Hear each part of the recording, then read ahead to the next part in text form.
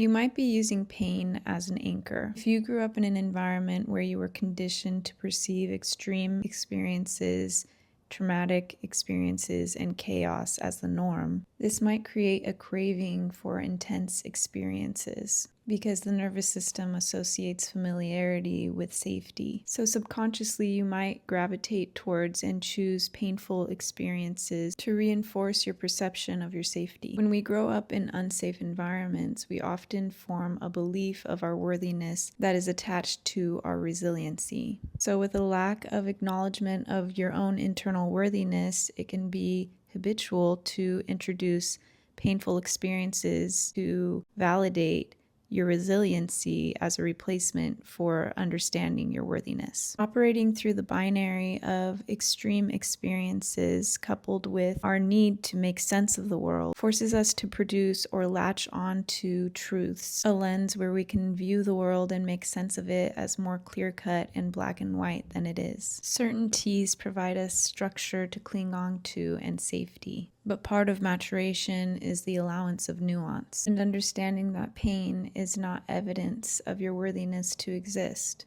Both pain and nuance require internal safety in order to navigate with presence. And internal safety is required for the process that pain is inviting us to, which is transmutation, where we can be fully present in the discomfort of our pain and allow it to produce an internal softening rather than a hardening that separates us from ourselves. In this softening, we come in contact with the truth that lives in nuance. This is where we graduate into maturity with wisdom, and we're gifted the relinquishment of the burdens that weigh us. But cultivating internal safety requires softness, the opposite of the intensity and sharpness that we are conditioned to associate with safety. And knowledge alone isn't always enough to produce the internal safety we need to choose softness. And that's a big part of what I'm teaching in my course, how to actually build that internal safety so you're not relying on intensity to feel anchored. You deserve a softer existence in the world,